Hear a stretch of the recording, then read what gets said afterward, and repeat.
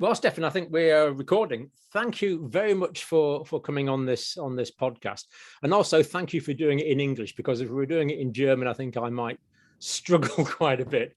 So, Stefan, you're a medical doctor. You're a doctor of research. You're a PhD. You're a consultant for endocrinology. I know you've got a special interest in the infinitely complex disease of diabetes as well.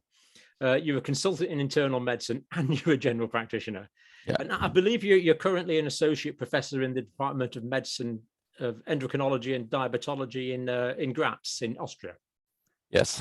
Yeah, good. And you did a PhD from the Department of Epidemiology and Biostatistics in Amsterdam. Yeah. So you've been around Europe quite a bit. So we want to talk about what we might call natural immunity, I guess. I mean, can you just sort of introduce us? What is this concept of natural immunity? What is it? How does it occur? I mean, I have the epidemiological view and perspective when I look at this.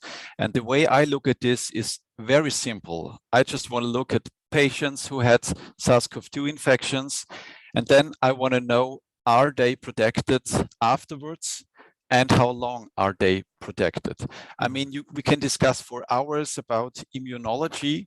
I'm not an immunologist, because I think we have to focus on clinical endpoints, on clinical data. That is really what matters. And you see a lot of studies measuring antibodies, measuring T cells, B cells, and whatever. What I want to know is just, am I protected after infection? How efficient is this protection? And how long does this protection last? And these are very simple questions, and that is what we wanted to address in our research. Absolutely. Let's go for it then. And I think we should say I've been studying your paper for the past few days. It's quite excellent. It's available as a free download, so we'll put the link on and people can get it. And I must say, I did find that it very accessible, that any intelligent lay reader could make sense of that. So let's start off with that then. If someone's infected with SARS coronavirus 2, they're going to develop some sort of immune response. Just talk us through it, the type of immune response you get, how long it's going to last for. Yeah, I mean, it starts with the assessment of reinfection, because when we look at this, we want to know, do you get a reinfection and at what time do you get a reinfection? The first problem that we have, when can we talk about reinfections? And usually the definition is that we can only talk about a reinfection 3 months after your first infection, because many patients have a viral shedding for several weeks and months. Yeah, and that is the first thing we have to consider when we talk about this. And well, if I am allowed to start how I jumped into this topic, then we'll start with that. Please do. Well, at the end of 2020, I was a lot discussing with my wife about COVID-19. I always ask her, what is the measure in Austria, what am I allowed to do and what not? And we couldn't believe that at that time, at the end of 2020, there were virtually no data available for national surveys on reinfection risk in those already infected. And I am convinced that this is very important for two main reasons.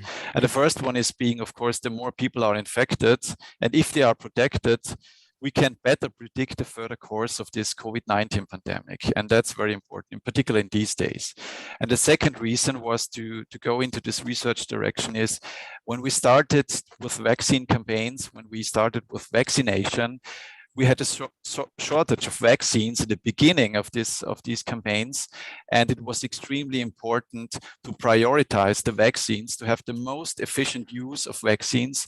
And at that time, it was important to know about natural immunity. And that's why we started to look at this in Austria, because I still believe we could have saved many more lives with vaccines if we would have prioritized within the same risk groups according to the previous infection status. And well, what I did in the beginning was very simple. In Austria, I was very lucky to have access to the Austrian national data that were released by Franz Allerberger, and I could collaborate with this team. And we had a very simple concept. We looked at individuals in Austria who had a SARS-CoV-2 infection, the first wave, and then we reassessed this group of previously infected patients 6 to 8 months later, and we compared their infection risk with the rest of Austria, and we found a 91 protection against reinfection in this group. So we had a huge effect size. We really have a huge effect size for protection against reinfection with SARS-CoV-2. And this was after 6 to 8 months. So we already at that time, this was 1 year ago when we released this original study, we knew that natural immunity lasted for at least 6 to 8 months. And there was no sign of waning immunity in our study. So we knew we could expect that natural immunity lasts quite long. And at the moment, with more studies coming up, with more studies confirming about this effect size of 80–90% for natural immunity, in terms of protection against reinfection, we see longer and longer follow-up periods. And we do have data now from the United States. There was the group by Kim and Rothberg, and they published that even more than 390 days after your first infection, you do have a significant protection in the range of 87%. So we know natural immunity, you get a high protection against reinfection and also against severe disease. And this is lasting for more than 1 year. And from the evidence we have, there is only, if at all, a moderate waning immunity of over 1 year, and it will last more than 1 year. That is also what we know, and that's in particular importance when we look at the next season. So those who are infected this season, they will also have some kind of protection, a very good protection against reinfection the next winter. And this really matters. And if I may continue, please. I think that at the moment with the Omicron wave, we see that this protection also of natural immunity really works, because you see we have a lower proportion of hospitalizations and of deaths. And you know, in the beginning, there was the discussion, maybe Omicron is such a mild disease. It is not that severe as the other variants. But we know right now that the major reason why Omicron is so mild is not that Omicron is so mild per se. It is because we have such a high immunity in the population. Of course, it's vaccine-induced immunity and it's natural immunity. And we have countries where we see these numbers going down in terms of hospitalization and deaths, where we have a high vaccination uptake, but also countries, take Africa or South Africa, where we don't have that. And we see this numbers going down. So I think we are at the moment with this working together of vaccines and of natural immunity somewhere at the end of this COVID-19 pandemic. And these are really, really important news for everyone. And we should be happy, very, very happy about this. Yeah. Yeah, absolutely. The thing that first encouraged me when I learned that in the 2002-2003 SARS coronavirus one outbreak, people still had neutralizing immunity and clinical protection 17 years later in 2020. So you're saying we're getting like 87% protection after 390 days. You know, what's kind of your best estimate about the longevity? Do you think it could be years or into a decade or more, like the original SARS variant, or what do you think? Yeah, I mean, I'm focusing on clinical data. So we don't have the clinical data for many years, and there's always some uncertainty around this data. We have bias, we have confounding in epidemiological studies, but from immunological studies, from antibody data, and also what you mentioned from measuring other parameters of the immune system, we could estimate, we could expect that it lasts for several years. So this is what we can really assume for natural immunity. And you mentioned we also have other coronaviruses that are also endemic in our population. And these do not cause a lot of harm to us because we have our first infection as when we are child, so in 3, 4, 5 years old, and then we get reinfected and reinfected and reinfected, and we build up natural immunity, and it doesn't do harm. And some colleagues of mine, there's great science papers about that. They assume that what will remain from SARS-CoV-2 is a first infection as a child, as a young child, and then we get infected, and when we're old, and in 10 or 20 years, you will have many old people, but they have all been infected, and they will not have multiple times and build up their natural immunity. And the good thing about SARS-CoV-2 is that first infection as a child is very, very mild. So also compared to the flu, that's a very mild infection. And we're very lucky that this is the case. And this will probably remain in a few years ahead from now. But of course, these are only estimations based on the data that we have. And, you know, it's never black and white picture. But I think that the data on natural immunity are very, very important.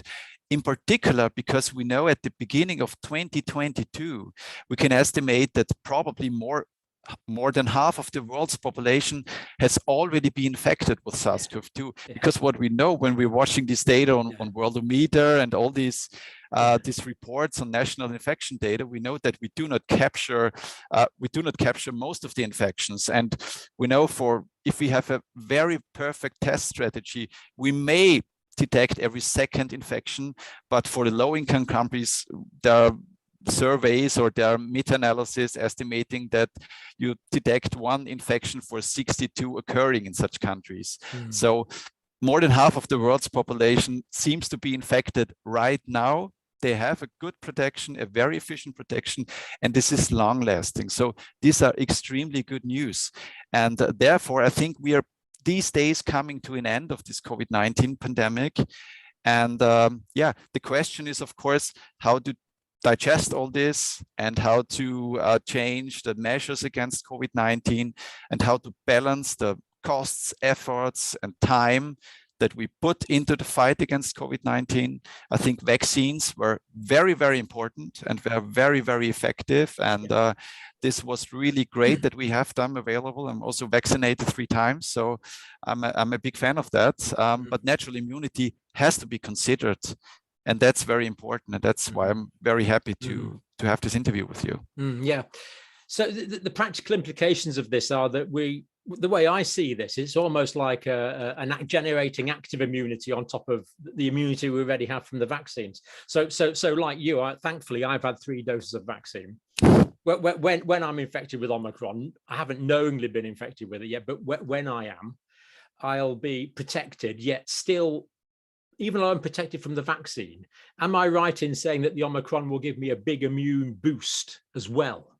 Yes, of course. I think we have solid data from this. There are great data from Israel, from Qatar, and also from the US. And just yesterday from the UK, the Syrian study was published in the New England Journal of Medicine.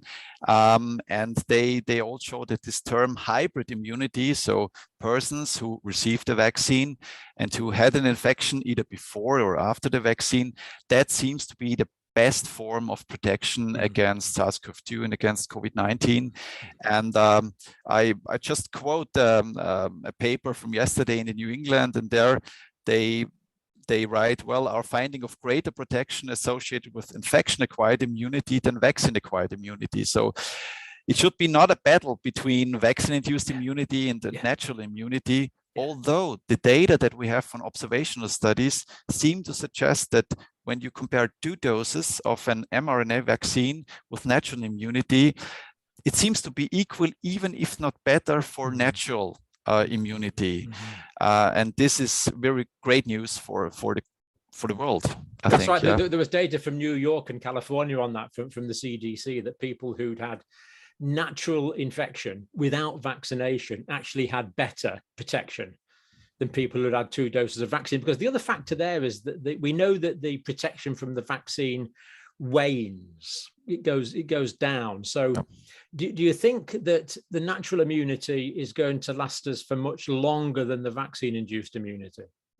I mean, the data on this are quite clear from epidemiological studies. So with the vaccines, you have a boost, you have a very, very good protection in the first few months after that, but you have a relatively steep decline afterwards. And for natural immunity, we see in many studies that it's really very, very stable and only moderately waning over this time. And well, of course, know the data from the CDC. And I think this is very important that this data come up, but it's sad that this data haven't been published previously because many countries did not anyhow, like the US, consider previous infection in terms of any measures against COVID-19. But when we compare it, the course of the immunity after vaccines and after infection, we see that after infection, it's really very, very stable. From all the studies we see, is it clinical studies or is it studies that measured antibodies or other parameters of the immune system, and that are very, very good news for all of us. Yeah. So for someone like me that's been vaccinated, my vaccine immunity is waning quite rapidly now because it's maybe 4 months since my last vaccine. So that's going down quite rapidly. And I know that Omicron is likely to give me absolutely minimal disease unless I'm really unfortunate. And that's going to give me a boost which could last for years or a decade. So the way I see it is my vaccines have given me this opportunity to be safely infected with Omicron, to give the longer term as we move into endemicity. Is my thinking reasonable there, do you think? It's of course reasonable, but it's very difficult for me as a doctor, working as a university hospital to make any recommendations for this. But of course, we can break it down to simple terms. I think we all will get infected. So almost everyone will get an infection. And the question is, when is the best time to get your infection? And that's probably quite a few months after you received a vaccine dose. And we know that the protection from the vaccine will go down a year or more after. Yeah. And we'll make it clear, Dr. Pilz and myself are not giving medical advice. We're not telling you what to do. Thank you. This is purely an academic discussion. He is not prescribing for you. I am not prescribing for you. This is an academic discussion that you may happen to find interesting because we don't know you as an individual. Yeah, but I also want to add, when we look at the moment at many studies that are released that look at vaccine efficacy and that also at natural immunity, we always have to consider the absolute risks. So when we started with the first vaccine studies, the background risk was very high, and a 90% reduction is about this decrease. But when the absolute risk is very low, for death and for hospitalization, even a 90% reduction from that starting point is only a minimal difference. So we have to be very cautious with interpreting studies. We always have to ask, what is the absolute risk? What is the absolute risk of dying, of hospitalization, or whatever kind of clinical endpoint we have? And as we see with the Omicron wave, that the absolute risk of mortality and of hospitalization decreases in the whole group, we have to ask the question, do we have to rethink the risk and benefit ratio also of vaccines in the future? This will be very, very challenging because the more immunity we build up in the population and the less severe the infections will be, and we can expect this. Also after this, in this Omicron wave, the more we have to ask about the risk and benefit ratio of vaccines. And what we have to consider, what has not been paid so much attention as I would have liked it to be, is the steep gradient of the risk increase with age. So we know that even if you're unvaccinated as a very young, healthy woman, you have a lower risk when you get infected with SARS-CoV-2 to die on COVID-19 versus an older person who is vaccinated. And we have to consider this and incorporate this also in our strategies in terms of COVID-19. I mean, when I got vaccinated, it was absolutely 100% clear that my chances of living for another year on this planet were much greater if I were to be vaccinated, and I'm quite old. But if we take someone of your age group, the risk is much less. So we have to look at the absolute risk, which really is your risk of being hospitalized or dying as a citizen of the entire country. Not comparing it to a subgroup who've had a particular infection. It's the absolute risk that's important. And I think what we can say with some certainty is that the risk-benefit analysis of vaccination has now changed against vaccination. Now, this is not an anti-vax statement by any means. No. But the benefit that a vaccination might give me now, with the large amount of immunity we have, and somewhat reduced pathogenicity of Omicron, has changed the balance of that equation. It's something that needs to be reconsidered, and because I mean, what we always do in healthcare, you know this better than I do. You're always saying, well, this could help this patient, but what is the risk? Yeah. It's always this benefit risk. So a patient that's very likely to die, we might carry out a very high risk procedure because it's their last chance. I mean, I've defibrillated people many times, and that's a very high risk procedure, but the alternative was certain death. Whereas when we're dealing with a more subtle intervention, we have to look at that risk benefit analysis much more carefully. What is that right? Did you agree with that? Does that? I totally agree with this, and I think but these are very challenging discussions and tasks for the future, and in particular when it comes to children, when we know most of the children or so many children have already been infected, and the risk is quite low. So there, it's very hard to say is it justified or not. That's a very challenging discussion. I don't want to give any recommendation regarding this. No, we're not prescribed. We're not doing that. No, but we know in my country at least 85% of children have got antibodies, and of course they've got antibodies. That's the absolute minimum that will enjoy some degree of protection, because in many of the antibodies will have dropped below the 42 nanogram per mil detection limit. So some will be way below that, but of course they'll still have their memory B and T cells, which as we've been showing is probably going to give immunity for some years, which is remarkably good news. But it's great to hear you say this, because I sit here in front of my camera and talk to myself quite a lot making YouTube videos, but to talk to someone who's been actively researching this field is brilliant. What do you think about the idea of testing people for antibodies or other forms of immunity before we advise vaccination? Do you think, so far we've done a one size fits all, and you mentioned this at the start of this, that we were vaccinating everyone whether they had the immunity or not, therefore potentially not using vaccines to the best of their potential. Do you think we should be doing antibody tests before we do vaccination to take off away this one size fits all sort of program we have now?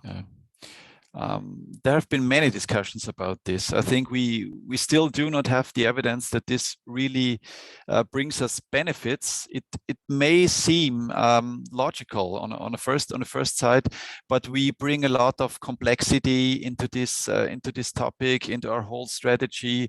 We also have to consider the costs. No test has is perfect in terms of sensitivity and specificity. And I think at this stage, I'm not a fan of doing this, and we probably would have needed studies showing that this is effectively working. I think it's probably too late to incorporate such a strategy.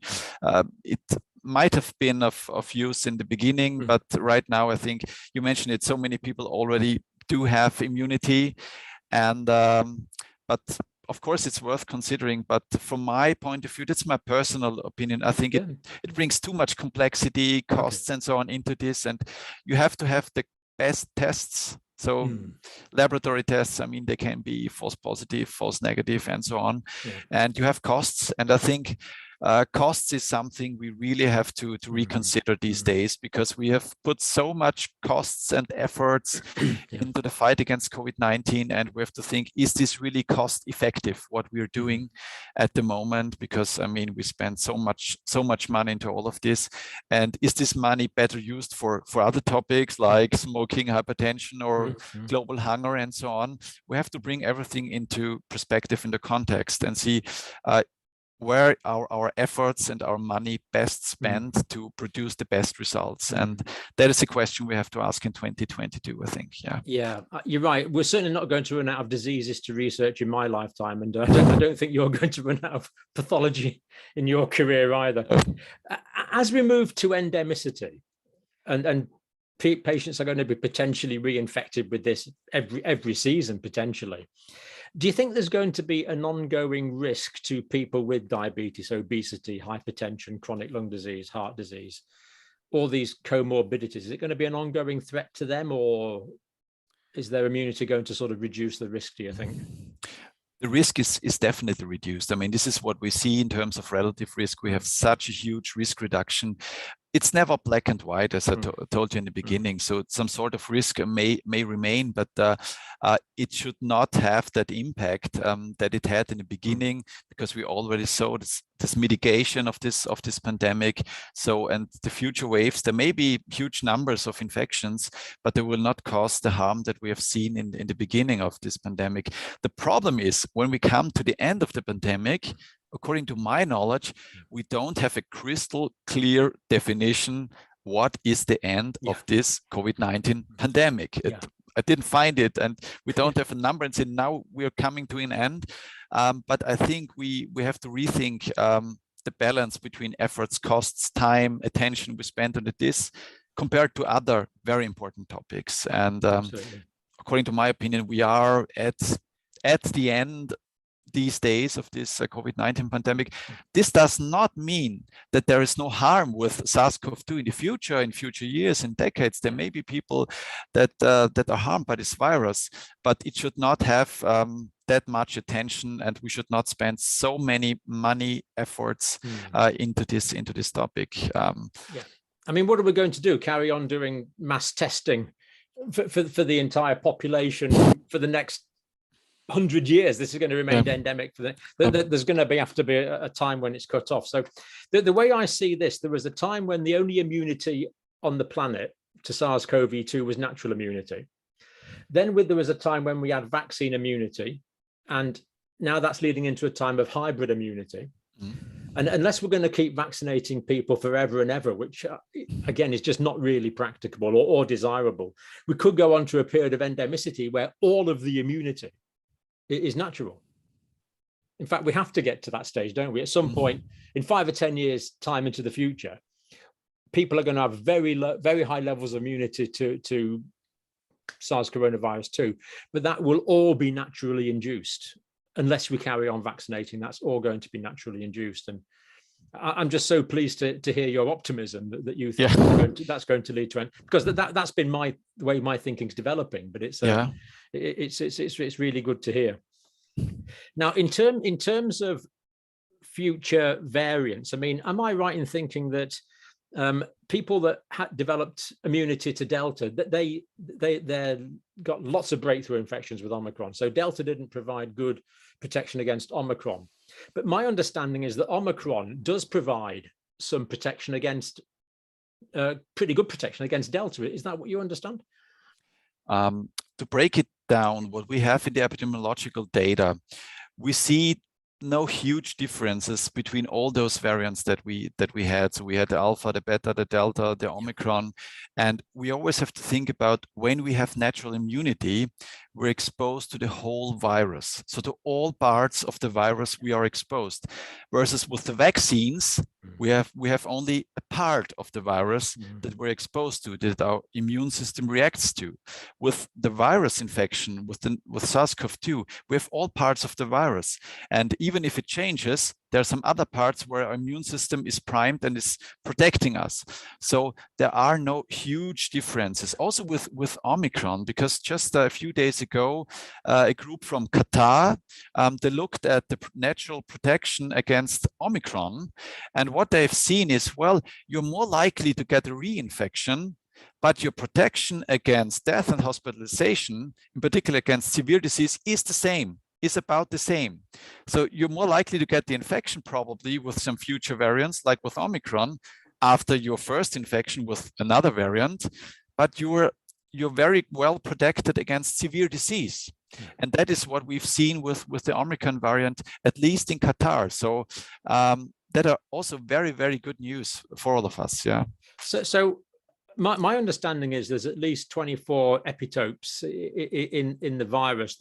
Am I right in thinking, so 24 antigenic components that the body recognizes as foreign? Is the body generating 24 slightly different types of antibody to those 24 epitopes?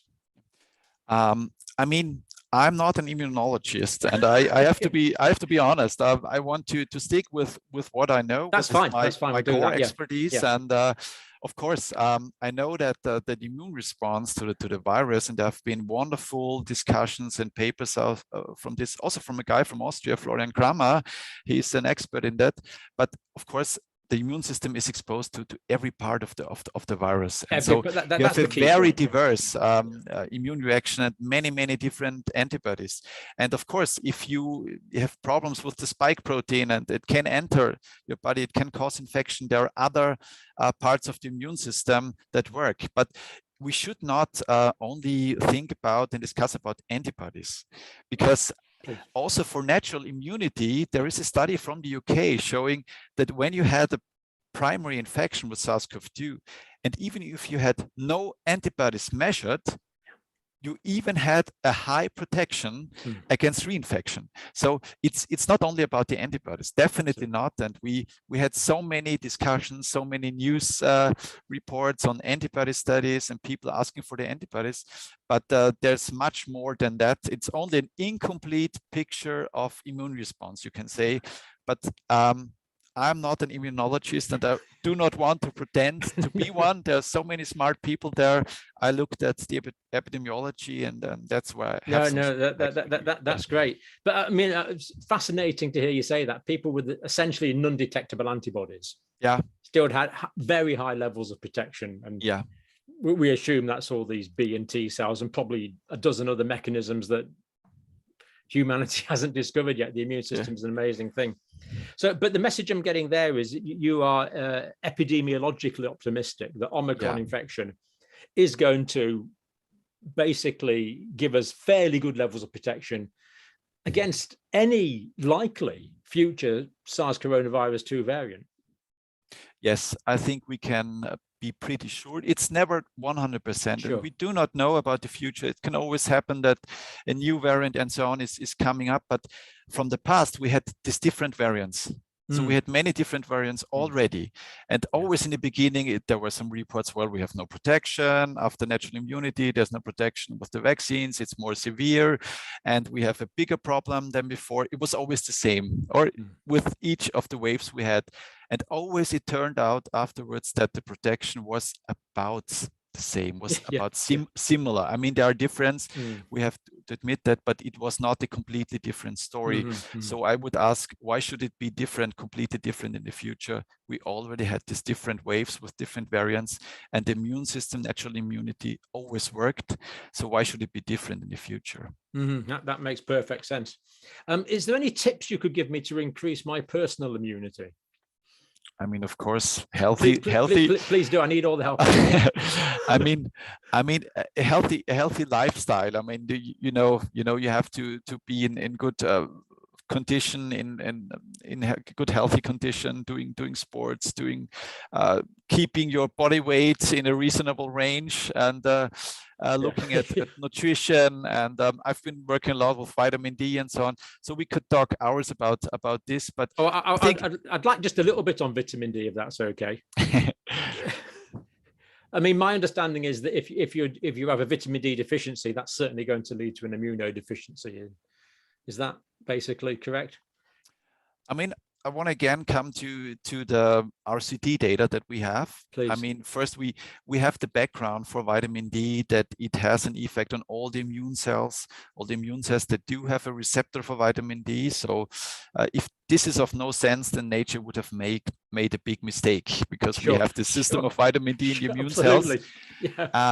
And there are studies before the COVID-19 pandemic that have shown us in randomized placebo-controlled trials that when you supplement vitamin D versus placebo, you have a reduced risk of respiratory tract infections. And this was meta-analysis of RCT, so the highest evidence level that we can show. And based on this, there's quite good evidence that you have a protection as a preventive measure. If you are deficient in vitamin D, you supplement it against respiratory infections. So that are very good news for vitamin D. And of course, it has enormous effects on our immune system. And there are also some evidence for autoimmune diseases for vitamin D. Yeah, we could talk for hours on this. So there's an optimum level to aim for, basically, isn't there? So if you're deficient, you're going to get more respiratory illnesses. But if you've got a good level and you top it up even further, that's probably not going to give you additional protection. Is that? That is of course correct. I mean, you can everything that has an effect, you can overdose. Mm-hmm. So that is also with vitamin D. But when you're severely deficient and you supplement this, or you increase vitamin D by natural food or by sun exposure, you can really improve your vitamin D status, and this has an impact also on the immune system. Yes. Yeah. So the easiest part of the improvement to the immune system is the easiest to get. Yeah. If someone's very deficient, you can just go give that a bit of a boost. Yeah. Yeah. Brilliant. So, Stefan, thank you so much for that. You've certainly kept me in order and reassured me in many ways. Yeah. It's absolutely brilliant. Is there anything else that we should really cover that you think we've missed? I think it was really a pleasure for me to talk to you, and certainly for me, brilliant. Also have this opportunity. You have such a big audience, and thank you for that. I really appreciate this. Yeah, thank you so much. We'll put links to Stefan's paper with others. It should be mentioned. So it's an et al. But the thing I really liked about this paper is this is readable. You don't have to be a doctor or an epidemiologist to read this. The average intelligent lay reader can really make sense of that, and just cram full of fascinating arguments for well, we have no option. We have to go down the natural immunity route, and I just agree with that absolutely completely. Stefan, thank you so much, and thank your family for giving us a break from you. Are you working nights tonight? Are you working tonight? No, today I'm not working. Oh, I'm spending time with my wife and my son, and I think you emailed me about 11:30 one night, and you're at work. So I think you've been working pretty late. So I guess you've had a pretty busy period. Well, wonderful, Stefan. Thank you. And if you ever want to come back, of course, more than welcome. Wonderful to have you. Fascinating stuff, and great to get it from a clinician who's got the scientific background as well. So it's wonderful. Thank you. Okay, thank you. Yeah, thank you.